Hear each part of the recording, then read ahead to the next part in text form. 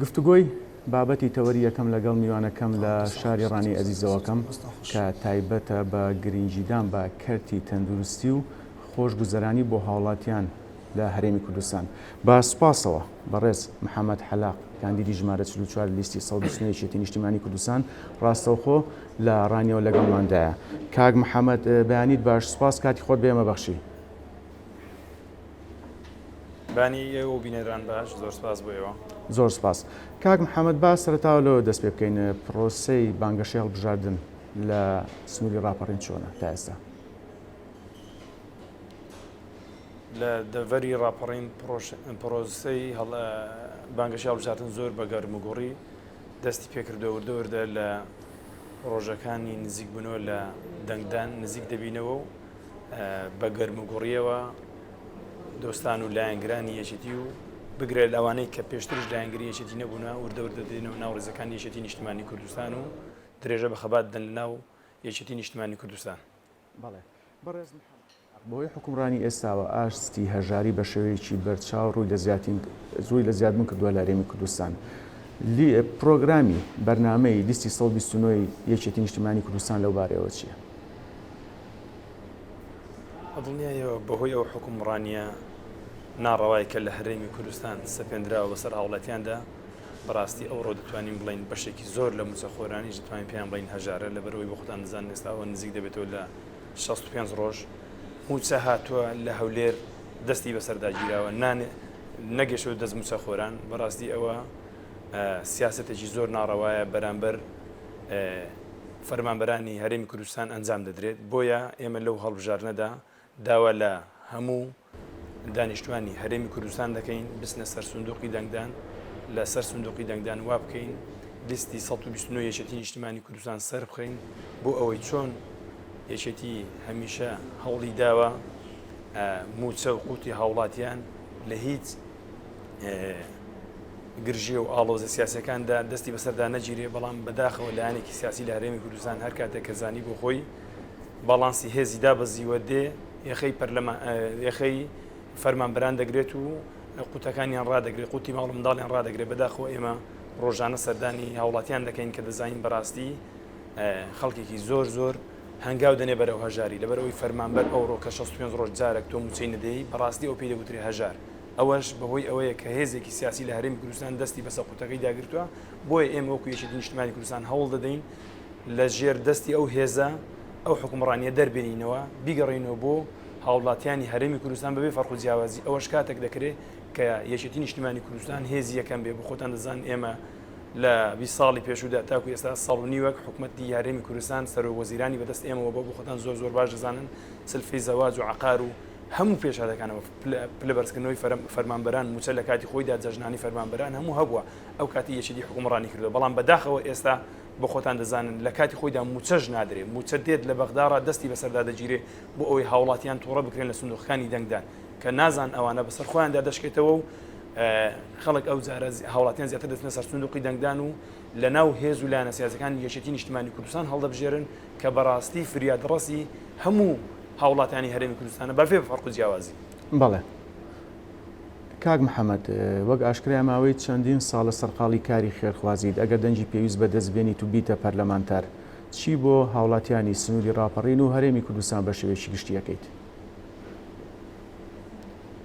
بەدڵنیایە دیارە ئێمە 14 ساڵە لە بواری خێرخوازیدا ئیش دەکەین، 14 ساڵیش لە نەخۆشخانەی شۆڕش ئیش دەکەین کە پیشەکەی خۆم کارمەندی تەندروستیمەوە و لە پیشەکەی خۆمدا وەکو کارمەندێکی تەندروستی هاوکار و هەماهەنگ بوومان لەگەڵ هاوپیشەکان و لە هەموو بەرەکانی جەنگ من بەشداریم کردووە بۆ پیشەی خۆم کە کارمەندی تەندروستیە وە لە بەرەکانی جەنگ پیشەی دووەمی خۆم کە کاری حەلاقیە ئەویشم بەکارهێناوە کاتێک میهنەی تەندروستیەکەم لەوێ فەراغ بووە چوومە سەری پێشمەرگە و برایانی ئاسایش و پۆلیس کە لە بەرەکانی جەنگ ئەوانیش بەڕاستی بەشدار بوون سەری ئەوانم چا کردووە و جگە لەوەش ئێمە ڕێکخراوێکی خێرخوازیمان هەیە 14 ساڵە دیارە ئێمە لە ماوەی 14 ساڵی کارکردنماندا کۆمەڵێک پرۆژە و کاری باشمان کردووە هەم بۆ نەخۆشخانەکان بۆ خوێندنگەکان بۆ مزگەوت ئەوە بەڕاستی ئێمە دەستمان لەی شوێنێک نەپاراستووە کە پێویستی بە ئێمە بوو بێت. بە نمونە ئێمە لە ماوەی 14 ساڵی پێشوماندا توانیمانە 68 خان و دروستکەین بۆ منداڵانی بێسەرپەرشت کە بەڕاستی ئەوە بۆ من جێگای دڵخۆشیە. من با پێتان بڵێم 11 ساڵە یەک جەژنیش لە ماڵەکەی خۆم نەچۆتە سەرزاری من. هەمیشە جەژنەکان لە ماڵانی بێسەرپەرشت بوومە، لەوێ دانیشتوم جەژنم لەگە کردوونە و سوپرایزێکی گەورەشم بۆ کردوونە بەوەی خانووەکەم بۆ دروست کردوون یان عرزەکەم بۆ کڕیون بڕیارم داوە دەستکەم بۆی کە خانوویان بۆ دروستکەم. و هەروها ئێمە توانیمانە 205 مەشینەی خەیاتی و ئۆڤەر بۆ 205 خوشک بکڕی کە بۆ خۆیان هاوسەرەکانیان لە ژیاندا نەماوە. ئێمە دەستمان گرتوونە نردومانەتە دەورە بۆ ئەوی بتوانین زیاتر خزمەتی ماڵ و منداڵی خۆیان بکەن و منداڵەکانی ئەوانیش وەکو منداڵەکانی ئێمە بژی. بەنمونە 103 گەنج کە خەریک بۆ ژیانی هاوسەرگیریان هەڵبوەشێتەوە، کوڕەکانیان کچەکانیان بێداک و بابن ئێمە نەمانێشتووە چوین ماتۆڕی پاش بەتاڵمان بۆ کڕیون ئیشی پێ دەکەن ڕۆژانە بژێوی ژیانی خۆیانی پێدابین دەکەن. ئێمە لە ڕێکخراوەکەماندا توانیمانە 35 گوتی لە گۆڕین ئەنجام دەین لە سنووری پارێزگای سلێمانی کە نەخۆشێک لەسەر جێگا وە خۆشەویستەکانی چاوەڕێی ئەوە بۆ کەسێک هاوکاریان بێ بۆ ئەوەی بتوانێت ژیانی زیاتر بکات. ئێمە ژیانمان بۆ گەڕاندوتەوە کە ئەوە بەڕاستی ئەوە فەزلی خوایە، ژیان و مردن بەدەست خوایە، بەڵام هەموو شتێکی سەبەبی خۆی هەیە. کاتێک کەسێک نەخۆش دەبێ پارەی پێی خۆی عیلاج کات دەبێ لە ڕێگای خێرخوازانەوە هەوڵی بۆ بدرێت. ئێمە ئەومان کردووە. ئێمە ئێستا 84 تەڵەبی زانکۆ و پەیمانگا کە باوکیان لە ژیاندا نەماوە هاوکاریان دەکەین بۆ ئەوەی درێژە بە خوێندندن بۆ ئەوی منداڵەکانی ئەوانیش وەکو منداڵەکانی ئێمە بستنە بەرخوێندن و خزمەتی هەرێمی کوردستان بکەن. و جگە لەوە 57 عیلی بێسەرپەرشت لە سنووری پارێزگای سلێمانی لا ئێمە هاوکاری مانگانە وەردەگرن بۆ ئەوەی منداڵەکانیان بێناز نەبن. ئێمە لە چلەی هاویندا منداڵێک کە زانیومانە پێویستی بە مبەڕدە بووە ئارەقە بەناو چاوانی دادێتە خوارەوە چوین فێنکەرەوەمان بۆ دابین کردووە 480 فێنکەرەوەمان دابین کردووە. بەڵێ جگە لەوە 312 سەلاجەمان دابین کردو بۆی ئەو منداڵە چاوگەشانەی کە بابیان لە ژیاندا نەماوە لە چلەی ئاویندا ئاوێکی سار وەکو ئێمە بخۆنەوە. ئەوانە پرۆژە و کارەکانی ئێمەنە درێژیان پێدەین لە پرۆژەکانی ئێمەدا کە ببین بە پەرلەمانتار بۆ پاڵپشتی لە ڕێکخراوەکەی خۆم 180 موچەکەم دەدەم بەو منداڵە بێسەرپەرشتانەی کە 14 ساڵە لەسەر شانی منن لەسەر ڕێکخراوەکەنا و هەروەها 52 ملیۆن ئیکرامیەکەی دەدەین نەخۆشخانەی هیوا لەبەرەوەی 31 نەخۆشخانەی هیوا مانگانە کە دەچنەوە بۆ جەلسە چیمیاکانیان دێن هاوکاری لە ئێمە وەدەگرن. ئێمە سارێک لەسەر موچەکەمان ڕادەکێشی ئەو ڕۆژێک کە سارەکە ڕادەکێشین لەو کۆمپانیا دەیێنینەوە پێش دوکانە حەلاقەکەم کە بەرامبەر بانقی ڕانی لەوێ دەیفرۆشینەوە بە شەفافی بەسەر ئەو خەڵکە هەژار و کەم دەرامەدا دابەشی دەکەین. ئەوە وەکو شخصی خۆم ئەو دااتانی کە دەست من دەکەون دەیان بەخشن بە ڕێکخراوەکەم و ئێمە هەوڵ دەدەین لە ڕێگای پرۆژە یاسای تایبەتەوە بتوانین سۆشیال بۆ ئەو خێزانانە دابین بکەین کە ناتوان بژێوی ژیانی خۆیان دابینکەن بە دڵنیاییەوە ئێمە بۆ هەمیشە لە بەری خەڵک دەمێنینەوە لەکوێ ئیشان بە ئێمە بێ هەموو چین و توێژەکان بە تایبەت هەژاران ئێمە خزمەتیان دەکەین. بەڵێ کاک محەممەد کاتیەوە نهاتووە لە پەرلەمانی داهاتوودا چەند پرۆژە یاسایەک هەموار بکرێتەوە یاخود چەند پرۆژەیەکی نوێدا بڕێژرێت بە تایبەت لە کەرتی تەندروستیدا وەک لە سەرەتاوە بەڕێستان ئاماژەتان پێدا؟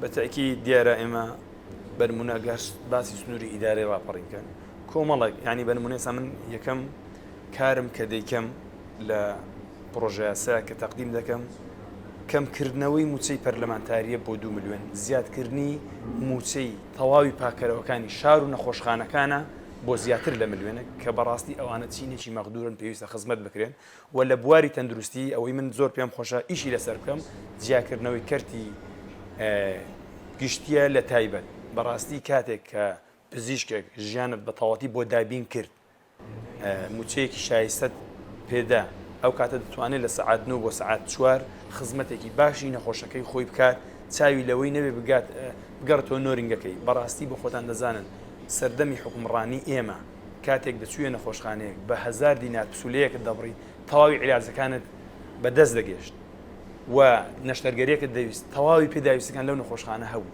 بەداخەوە ئێستا لە نەخۆشخانەکاندا هیچ پێداویستێکی پزیشکی نییە. کاتێک کەسێک تووشی ڕووداوێکی ئاتوسۆزە بێت جانی خۆشەویستێکی لە دەستداوە کەسێکگە لە ئەو ئۆتۆمبیلەی کە تێیدایە سەری شکاوە دەستی شکاوە قاچی شکاوە دەبێت بیر لەوە بکاتەوە بچێ پلاتینی بۆ بکڕێن لە نەخۆشخانە ئاهلیەکان نەشتەرگەری بۆ بکرێت کە زیاتر لە 3 بۆ 4 ملیۆنی دەڕوە ئێمە بیرمان لەوە کردوتەوە لە ناو نەخۆشخانە حکومیەکان بەڕاستی بتوانین خزمەتی ئەو نەخۆشانە بکەین. ئەوجا ئێمە کۆمەڵک دەرچووی دانەمەنزراوی کەرتی تەندروستی و کەرتەکانی ترمان هەیە. ئێمە دەبتوانین ئیش لەسەر ئەوان بکەین. کاتێک ئێمە توانیمان بتوانین نەخۆشخانەیەک بە نمونە لە ڕانی 290 قەلەوێریە بتوانین ئەو نەخۆشخانەیە بکەینەوە، دەتوانین بەلانی کەمە بۆ 1000 کارمەند و پزیش هەلی کار دامەزرێنین لەو نەخۆشخانەیە. ئەو کاتە دەتوانین خزمەتی هەموو ئەو نەخۆشانەی بم کە لە سنوورەکان. ئێمە تاکو ئێستا لە سنوورەکەیمە ئێرە چاودێری سڕمان نییە. کاتێک نەخۆشێک تووشی ڕووداوێکی پێکانی سەری دەبێت، تووشی حاڵی بێهۆشی دەبێت، ئێمە دەوێت ئیحالەی بکەین بۆ سلێمانی و لەوێت چارەسەرەوە. بەڵام ئێمە کە کاتێک لێرە چاودێری سڕمان کردەوە پێویست ناکە ئەو نەخۆشە بچێتە سلێمانی. بە ئەوەش بە کاتێک دەکرێت کە نەخۆشخانەیەکی شایستە هەبێت لە سنوورەکەمان بۆی بتوانین زیاتر خزمەتی ئەو سنوورەی خۆمان بکەین. بۆیە ئێمە لە کەرتی تەندروستی بە دڵنیاییەوە پرۆژە و بەرنامەی زۆر باشمان داڕشتووە بتوانین خزمەتی کۆمەڵانی خەڵکی کوردستان و هەموو سنوورەکان بەبێ فەرق و جیاوازی بەتایبەت سنووری ئیدارەی ڕاپەڕین کە خۆمان دانیشتووی ئەو سنوورینە کە دەزانین بەڕاستی زۆرترین کەم و کوڕی تەندروستی هەیە. ئەوەش ئەمە زۆر باش دەزانین هۆکارەکەی چییە؟ دەست بە سەرداگرتنی قوتی هەموو ئەو نەخۆشانەیە کە پێویستە پێداویستەکانی نەخۆشخانەکان دەست بکەوێت، بەڵام بەداخەوە لەبەر ئەوەی حکوومەتی هەرێمی کوردستان لە دەستێکی ئەمین دانیە بەداخەوە ئەوە تاکو ئێستا جێبەجێ نەبوو لە سنوورەکەمان. ئێمە کە هێزێکی گەورە بین وەکو یەکێتی نیشتیمانی کوردستان دەتوانین پرۆژەی خزمەتگوزاری لە بواری تەندروستی بکەین لە بواری خوێندنگا. ئێمە با پێتان بڵێم زۆربەی خوێندنگەکان لە سنووری ئێمە سێدەوامیە. ئەوەش دوو ڕۆژی کە بۆ خۆتان زان دەکەوینە ناو فەسڵی زستانەوە زۆربەی ئەو منداڵانە چاوگەشەکانمان لەو خوێندنگانە تووشی نەخۆشی دەبن، نەخۆشخانەکانیش پێیان ڕناگا. بۆیە ئێمە پێویستە بەڕاستی ئاورێکی جدی بدەینەوە، خاستن لەو سنوورەی ئێمە کە بەداخەوە منزڵگای نەخۆشەکانی شێرپەنجەیە. تاکو ئێستا سنتەرێکی شێرپەنجەی باشمان نییە. ئێمە لە سنتەرێکمان هەیە بەداخەوە 18 خۆبەخشی هەیە و لە وڵاتی ڕانی هەر بە هەمان شێوە 18 خۆبەخشێ تاکو ئێستا نەمانتوانیوە جیان بۆ بکەینەوە لەبەر ئەوەی ڕزامەندیان دەرنەبڕاو کە ئەوانە دابمەزرێن، کە ئەوانە دابمەزرێن وردە دەتوانین ئەو سنتەرانە گەورە بکەین، بتوانین سنتەرێکی شێرپەنجە لە سنوورەکەمان بکەینەوە کە بەداخەوە ڕۆژانە لێرە نەخۆشخانەی هیوا ڕوو لە هەڵکشانن.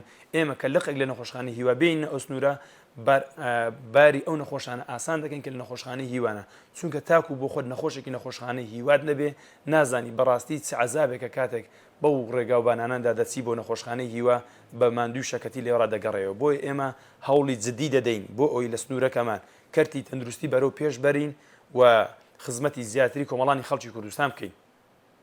محەممەد باسی کەمی پێداویستی پزیشکی و نەبوونی دەرمانکرد لە نەخۆشخانەکانە، بەڵام لەگەڵەوەشە هاوڵاتیان نیگەرانن لەوەی کە لە کەمی نەخۆشخانە لە هەرێمی کوردستان بە شێوەیەکی گشتی پلانتان لەو بارەوە چییە؟ بەداخەوە لە هەرێمی کوردستان ڕۆژانە نەخۆشخان ئەهلیەکان ڕوو لە زیاد بوون، بەڵام نەخۆشخانە حکومیەکان بەداخەوە بە دەستێکی ئەنقەست وردە ڕوو لە داڕمان دەکەن و هیچ ئاورەیان لێ نادرێتەوە. کاتێک وەزیری تەندروستی بەدەست یەکێتی نیشتیمانی کوردستانەوە بوو هەمیشە هەوڵی دەدا نەخۆشخانەکان زیاد بکە، بنکە تەندروستەکان زیاد بکە، خزمەتی هاوڵاتیان لەو نەخۆشخانە و بنکەکان زیاتر بکە. سەردەمی ئێمە وەکو پێشتر باسم کرد بە پسولێکی 500 دیناری تەبع و هەزاری تەبع دەتوانین تەواوی دەرمان و پێداویستەکان لە نەخۆشخانەکان وەربگری. بەڵام بەداخەوە کە وردە جونگە ئەساسیەکان بەدەست ئێمەوە نەمان، ئەوەش بەداخەوە کە هاوڵاتیان سزای ئێمەیاندا، بەڵام خۆشبەختانە لەو هەڵبژاردنە هاوڵاتیان و لایەنگرانی لایەنەکانی کەش ڕۆژانە پەیوەندی بە ڕێزەکانی یەکێتی نیشتیمانی کوردستان دەکەن بۆ ئەوەی لیستی 129 یەکێتی نیشتیمانی کوردستان سەربخەن. ئەوە بۆمە جێگای خۆشحاڵیە کە دەیانەوێت بتوانێت بۆ ئێمە بگەڕێنەوە بۆی بتوانین بەڕاستی خزمەت بکەین، چونکە بەڕاستی ئەوڕۆ کە بتانەوێت کەسێک خزمەت کە بەڕاستی ئەوەی یەکێتی نیشتیمانی کوردستانە کە دەتوانێت خزمەتی کۆمەڵانی خەڵکی کوردستان بکە. ئەویش کاتێک دەکرێت کە هێزی یەکەم بێ لە هەرێمی کوردستان، بۆیە داوا لە هەموو ئەندام و لایەنگرانی خۆمان و دەرەوەی ئەندام و لایەنگرانی خۆمان دەکەین متمانە بە یەکێتی نیشتیمانی کوردستان لستەکەمان 129 بدەن، لە ناویشیاندا حەمەی حەلاق کاندیدی ژمارە 44 کە کاندیدی خۆیانە هاوکاری من سوپاسیان دەکەم. بەڵێ کاک محەممەد، من دوا پرسیارت ئاراستەکەم.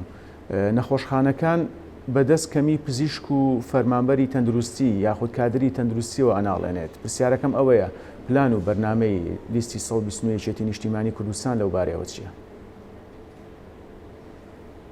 بەدڵنیایەوە ئێمە ئێستا لە کەمی پزیشک خاستن کۆمەڵی پسپۆریمانەیە کە لە شارەکەی ئێمە زۆر کەمە، کارمەندی تەندروستی بەداخەوە ڕێژەکانیان زۆر کەمە دانەمەزراون، بۆیە ئێمە کە بنمونە بتوانین زۆرینەی پەرلەمان بەدەست بێنین، دەتوانین پرۆژیاسایەک دابڕێژینەوە کە بە ئەوانەی کە لە نەخۆشخانەکان تاکو ئێستا بە خۆبەخشی ئیشیان کردووە بتوانین بەلانی کەمەوە بیانکەینە هەمیشەیی بۆی بتوانن زیاتر خزمەتی نەخۆش بکەن، چونکە بەڕاستی ئەوڕۆ بەخۆبەخشی خزمەت قورسە، لەبەر ئەوەی وردە گەنجەکانمان تەمەنیان هەڵدەکشێ، ئەوانیش زەواجیان کردووە، ڕاستە ئەوان لەوانە بێت دوانی وڕان بە موچەیەکی زۆر کەم لە شوێنی ئەهلی ئیش بکەن کە بەڕاستی 150,000 بۆ 200,000 کە بەڕاستی شایستەیە و ئیشە و شاهادەکەی ئەوان نییە. بۆیە ئێمە وەکو یەکێتی نیشتیمانی کوردستان کە زۆرینەی پەرلەمانمان بەدەستەوە بێت بەدڵنیاییەوە پرۆژە یاسای تایبەت دادەڕێژین بۆی بتوانین هەم پزیشک و هەم کارمەندەکان لە ناوەندە تەندروستیەکان دابمەزرێن بکرێنە هەمیشەیی بۆی موچەیەکی شایستیان هەبێت و خزمەتی کۆمەڵانی خەڵکن. بەڵێ بەڕێز محەممەد حەلاق کاندیدی ژمارە 44 لە لیستی 129 یەکێتی نیشتیمانی کوردستان سوپاس ڕاستەخۆ لە ڕانیەوە لەگەڵمان بوون.